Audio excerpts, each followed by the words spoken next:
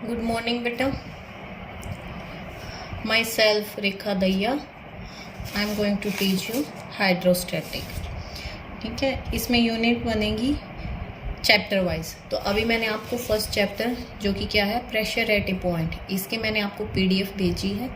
तो जैसे जैसे यूनिट होगी, जैसे फर्स्ट और फोर्थ चैप्टर में एक यूनिट बन रही है, फर्स्ट यूनिट, तो मैं पहले आपको फर्स्ट की पीडीएफ भेज चुकी हूँ, फिर मैं फोर्थ की भेजती हूँ जब हम स्टार्ट करेंगे। तो आज हम इंट्रोडक्शन से स्टार्ट करते हैं। होपफुली शायद आप सब लोग मैं साइंस बैकग्राउंड से होंगे, तो हो सकता है थोड़ा सा इजी रहे आपको। और जो आप लोग आर्ट्स बैकग्राउंड से हैं वो थोड़ा सा ध्यान देखना, जो वैसी डेफिनेशन आती हैं फोर्स वगैरह की, तो मेरे से एक बार पूछ लेना अगर डाउट हो तो in this chapter we shall first learn some of the basic concept regarding hydrostatics and only after then, और उसके बाद we would be able to proceed with the determination of pressure of fluid at a point inside the fluid के अंदर, मतलब गिलास के अंदर हमने फ्लूइड डाल रखा है, तो उस पर अगर हम कोई चीज़ डालते हैं, निकालते हैं, तो उसकी वजह से जो प्रेशर होता है, ठीक है, which is in equilibrium under the action of gravity only, जो इक्विलिब्रियम में कब होगा, जब हमारा एक्शन ऑफ ग्रेविटी हो, एक्ट कर रहा होगा उसमें। और एक्शन ऑफ ग्रेविटी तो हम अर्थ पे रहते हैं, हमारा करता है काम। तो सेकंड स्टार्ट करते हैं। मैटर क्या होता है? एनीथिंग, कोई भी चीज in this world which occupy space is called a matter. जो इतनी, ये मैंने पेन को यहाँ रखा है, पेन तो बहुत बड़ी चीज है, अगर मैं एक छोटा सा पत्थर भी यहाँ रखती हूँ, ठीक है, पत्थर का टुकड़ा, तो वो भी कुछ ना कुछ स्पेस लेता है, तो वो हमारा मैटर कहलाता है। फॉर एग्जाम्पल वाटर, पानी, हवा, लकड़ी, आयरन आर मैटर, ये सब मैटर्स हैं। Matters are of two kinds, दो काइंड की होती है, एक होती है सॉलिड और एक फ्लूइड होती है। सॉलिड जो हार्ड होती है, ठीक है, तीन होती हैं वैसे तो, लेकिन फ्लूइड को इन्होंने दो में कन्वर्ट किया है, लिक्विड और गैसियस में। तो मेन है एक तो सॉलिड, एक फ्लूइड के फर्दर पार्ट्स हैं लिक्विड और गैसियस, ठीक है।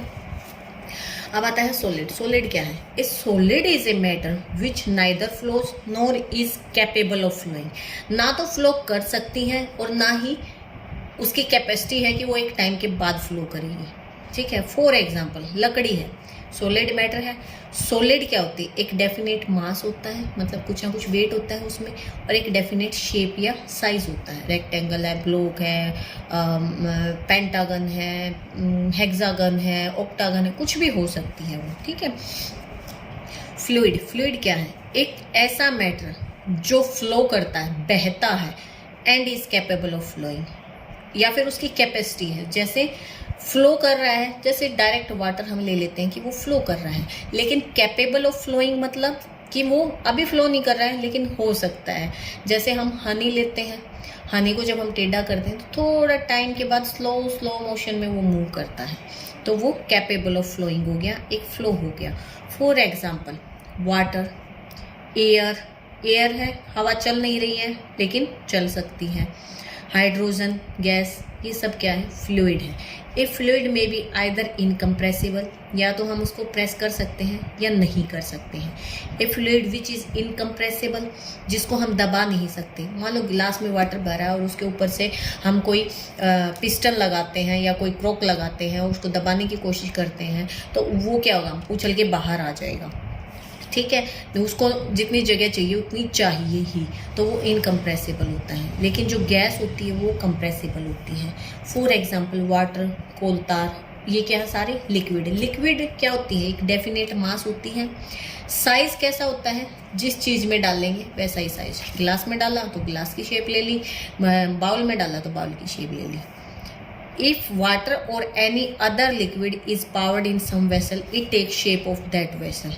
On the other hand, fluid which is compressible, एक दूसरा फ्लूइड जो कि कंप्रेसिबल है, जैसे कि गैस, हाइड्रोजन, ठीक है, हमने गिलास में डाली, उसको जितनी जगह मिल रही है, हमने डाली, थोड़ी सी डाली गैस, 100 ग्राम डाली है एक गिलास के अंदर, अगर उसको जगह इतनी ज़्यादा मिल रही है तो वो उतने में ही फैलेगा। लेकिन अगर हम उसको प्रेस करके जगह कम कर देते हैं तो वो उतने में, मतलब 100 ग्राम कितनी इतनी जगह में भी आ सकता है, इतनी में भी, इतनी में भी, इतनी में भी, ठीक है। लेकिन उसको हम प्रेस कर सकते हैं।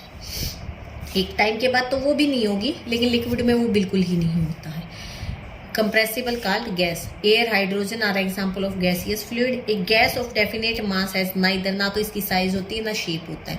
किसी बर्तन में डालेंगे तो भी ये पूरे बर्तन में ही फैलेगी, लेकिन कंडीशन ये है कि वो बंद होना चाहिए, ऐसा नहीं है कि आप उसको ओपन छोड़ दो।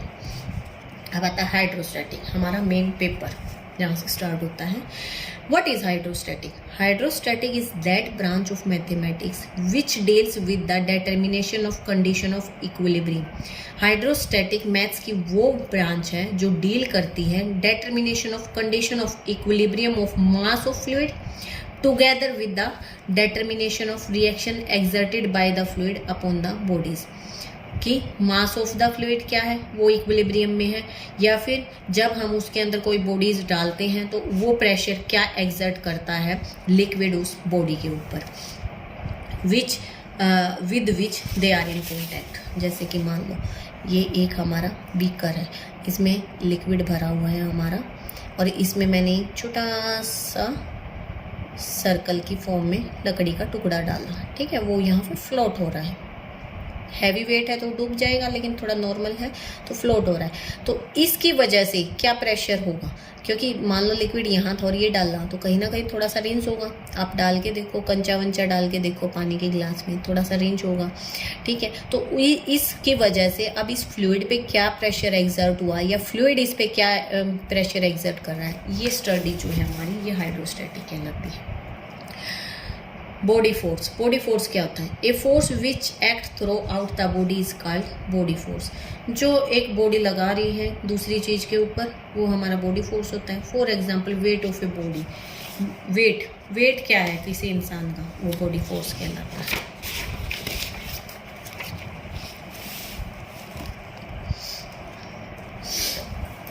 सरफेस फोर्स क्या होता है, a force which act on particle lying on the surface only is called a surface force. For example, friction cause surface force. friction क्या होता है, आपने पढ़ा होगा ना, फ्रिक्शन। रोड पे हम चल रहे हैं, क्या कारण है कि हम फिसलते नहीं हैं। क्या होता है जब हम रोड पे चल रहे हैं, मान लो ये रोड है और ये हम चल रहे हैं इस डायरेक्शन में, तो जो ये रोड है, ये बुक हमारी रोड है, ये अपोजिट साइड में एक फोर्स एग्जर्ट करती है। हम इधर जा रहे हैं तो ये इस डायरेक्शन में फोर्स एग्जर्ट करती है। तो ये क्या है हमारा, जो इन दोनों के बीच में अपोजिट फोर्स, इस तरीके से हमने मूव किया, इसने ये हमें दिखाई नहीं देता, ऐसे फोर्स जो एग्जर्ट होगा वो फ्रिक्शन कहलाता है। तो उसकी वजह से क्या होता है, अपोजिट डायरेक्शन में लगता है और वो हमारा सरफेस फोर्स होता है। Its effect is not experience, इसका डायरेक्टली नहीं होता बट इंटीरियर पार्टिकल्स, लेकिन अंदर अंदर होता है पार्टिकल्स में, ये हमें फील नहीं होता। क्योंकि अब जब हम चलते हैं तो ऐसे पीछे मूव करते हैं, ऐसे पैर रखते हैं तो ऐसे जाया जाता है हमसे। तो क्या होता है कि जैसे चले तो ज़मीन, जैसे हमने पीछे फोर्स किया है या फिर ज़मीन ने हमारे पैर को आगे की तरफ अपोजिट साइड में फोर्स किया है, वो फ्रिक्शन कहलाता है। फिर आता है स्ट्रेस, थर्स्ट और शेयरिंग स्ट्रेस। मेजर नहीं है डिफरेंस, है तीनों स्ट्रेस ही, लेकिन माइनर्स डिफरेंस है। क्या है, let we be the region bounded by a matter. हमने मान लिया वी एक रीज़न है जो एक मैटर से बाउंड है, and let P be any point inside it.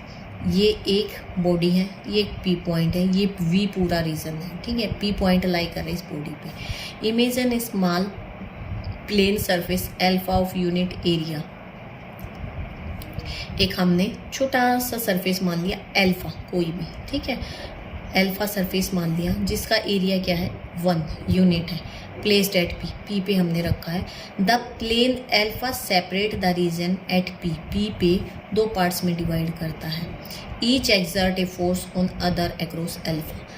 ये एक तो ये पार्ट, एक ये पार्ट, और ये दोनों क्या है, एक एक फोर्स एग्जर्ट कर रहे हैं। ये वाला एस और ये वाला एन फोर्स एग्जर्ट कर रहे हैं। Then by Newton's third law of motion the action and reaction are equal and opposite. किसी बॉडी पे जब हम फोर्स लगाते हैं तो उस पे एक्शन और रिएक्शन होती हैं, या तो इक्वल होती हैं या अपोजिट होती हैं। जैसे मैंने इस पेन को पुश किया, ठीक है, इस तरीके से, ठीक है, तो ये यहाँ से यहाँ हिला, यहाँ था, यहाँ मूव किया तो यहाँ हिला। मैंने जितना फोर्स लगाया उस हिसाब से डिस्प्लेस हुआ। मैं ज़्यादा फोर्स लगाती हूँ तो ये ज़्यादा डिस्प्लेस होता है। तो ये ही कह रहा है कि इक्वल रिएक्शन होती है, चाहे वो अपोजिट डायरेक्शन में हो या इक्वल हो, ठीक है, वो रिएक्शन होगी ज़रूर। So let the two parts of region on opposite side of alpha exert on one another equal opposite force. कौन कौन सा कर रहे हैं ये? टी, जिसका मैग्नीट्यूड क्या है? टी। अब क्या है, force T is not in general perpendicular to plane alpha. जो हमारा टी है ये एग्जर्ट कर रहा है इस बॉडी पे फोर्स, लेकिन ये हमारा क्या परपेंडिकुलर नहीं है अल्फा प्लेन पे। लेट, हमने मान लिया एन और एस क्या है, ये दो इसके कंपोनेंट है, इसके कंपोनेंट। हमने फोर्स को कंपोनेंट्स में डिवाइड किया है, आपने पहले भी पढ़ा होगा कि जब हम किसी चीज़ पे फोर्स लगा रहे हैं, मान लो ये है, हम कह रहे हैं हॉरिजेंटली, तो हम इस फोर्स को दो कंपोनेंट्स में डिवाइड करते हैं। इस पॉइंट पे हमने फोर्स लगाया है, एक तो हॉरिजेंटल, एक वर्टिकल, और ये जो आता है ये हमारा रिजल्टेंट फोर्स होता है। तो ये रिजल्टेंट फोर्स है, तो इसका ये हमारा दूसरा फोर्स हो गया। ये आपने शायद स्टैटिक में भी पढ़ा है, ये रिजल्टेंट फोर्स है और ये हमारे कंपोनेंट्स ऑफ फोर्स हो गए। तो तो एन और एस हमारे क्या हो गए? कंपोनेंट्स हो गए along the normal to the plane and along the horizontal to the plane, along normal and along the plane. तो हमारा टी एन और एस ये हमारे तीन फोर्स हो गए, ठीक है। इसको हम क्या कहते हैं रिस्पेक्टिवली? क्या क्या है? टी तो हमारा क्या है? Stress per unit area of alpha, and thrust, N क्या हो गया हमारा? थ्रस्ट, एन तो हमारा थ्रस्ट है। समझ गए अब आप? ये हमारा क्या है? शेयरिंग स्ट्रेस, और ये हमारा हो गया सिंपल स्ट्रेस, ठीक है। ये तो हमारा टी हमारा स्ट्रेस हो गया, ये हमारा थर्स्ट हो गया, और ये हमारा शेयरिंग स्ट्रेस हो गया of per unit area along alpha. In case of matter being a solid, अगर मैटर हमारा सॉलिड है तो शेयरिंग स्ट्रेस क्या हो जाएगा? Not zero, and so the stress on any plane surface in solid is not at right angle to it. अगर हमारी body solid है तो ये तो जीरो नहीं होगा, लेकिन परपेंडिकुलर वाला जीरो हो जाएगा। If a very thin plane is imagined, अगर हम बहुत पतला प्लेन इमेजिन करते हैं to divide a solid, then the particle of solid resist the dividing of solid by the planes. In a fluid is in equilibrium, एक fluid equilibrium में होता है कब? Then the shearing stress is always zero, जो shearing stress होगा ना वो हमेशा जीरो होगा अगर फ्लूइड हमारे पास गिवन है कि वो हमारा इक्विलिब्रियम में है। Therefore, the stress on any other surface in fluid is in equilibrium is always at right to the plane। अगर हमारा फ्लूइड अगर इक्विलिब्रियम में है तो हमारा शेयरिंग स्ट्रेस तो जीरो हो गया, तो एक अलोंग एक ही काम जो कर रहा है वो क्या कर रहा है? हमारा थ्रस्ट काम कर रहा है। In term of shearing stress, fluid can be classified as perfect fluid and viscous fluid। अब शेयरिंग स्ट्रेस पे डिपेंड करके हमने फ्लूइड को दो टाइप्स में डिवाइड किया है, एक तो हमारा हो गया परफेक्ट फ्लूइड और दूसरा हो गया हमारा विस्कस फ्लूइड। अब परफेक्ट फ्लूइड क्या होता है? A fluid is called a perfect fluid which at rest और in motion is incapable of exerting any shearing stress, कि या तो वो मोशन में हो या ना हो, लेकिन वो कैपेबल है फोर्स एक्सर्ट करने के लिए। ए fluid at rest does not exert shearing stress but in motion it में, मोशन में करते हैं तो वो करेगा लेकिन वैसे नहीं करेगा। But a perfect fluid is not expecting to exert shearing stress when it is in motion, लेकिन एक परफेक्ट फ्लूइड ये एक्सपेक्ट नहीं करता कि जब उस पर फोर्स लगेगा या शेयरिंग फोर्स स्ट्रेस लगेगा तो ही वो मोशन में आएगा। Viscous fluid, a fluid is called a viscous fluid if it exerts shearing stress while in motion. This is due to the existence of force of friction between the particle and the magnitude of such force depend upon the stickiness of the fluid। Stickiness मतलब चिपचिपाहट कितनी है। Liquid को आप ऐसे टेढ़ा करोगे एकदम से गिर जाएगा, एकदम से थोड़ा सा टेढ़ा किया नहीं कि वो छलक जाएगा। वाटर है चलते चलते भी छलक जाएगा, लेकिन ये क्या है? विस्कस फ्लूइड होता है हनी हो गया, कोलतार हो गया आपका, जैसे तारकोल जिसको बोलते हैं, तारकोल हो गया। इसको आप ऐसे टेढ़ा करोगे ना तो एक थोड़ा सा टाइम लगता है, और वो किस लिए लगता है? क्योंकि उसमें फोर्स ऑफ फ्रिक्शन एक्ट करता है। फोर्स ऑफ फ्रिक्शन मतलब जो रेजिस्ट करता है उसको मूव करने के लिए। And the mathematical measure of stickiness is called viscosity, और जिससे हम ये निकालते हैं कि कितना चिपचिपा है फ्लूइड या कैसी स्टिकीनेस है, उसको हम विस्कोसिटी कहते हैं। अब आता है homogeneous and heterogeneous matter. A matter is called homogeneous if equal volume taken from any part of matter में इक्वल मास। अगर हम इक्वल वॉल्यूम ले रहे हैं तो मास भी उसका इक्वल होना चाहिए, otherwise the matter is called heterogeneous. नहीं तो अगर इक्वल नहीं है तो वो हेट्रोजीनियस हो जाएगा। Matter is assume to be homogeneous unless the contrary is stated explicitly. ये कह रहे हैं दूसरा टूट नहीं जाता तब तक वो होमोजीनियस है, जबकि इसका दूसरा उल्टा हमारा हेट्रोजीनियस हो जाता है। अब आता है डेंसिटी। डेंसिटी क्या होती है? मास पर यूनिट वॉल्यूम। डेंसिटी हम जनरली रिप्रेजेंट करते हैं रो से, ठीक है। मास पर यूनिट वॉल्यूम, मतलब किसी बॉडी का मास क्या है और वो कितना वॉल्यूम ऑक्यूपाई कर रही है, वो हमारी डेंसिटी होती है उस बॉडी की। The density of a substance is defined as mass per unit volume of substance, और in CGS system density of a substance is mass of 1 cubic centimeter substance expressed as number of gram. The density of substance is generally denoted by rho. The dimension of density is ml-3। अब ये हम कल start करेंगे theorem से। आज के लिए इतना ही।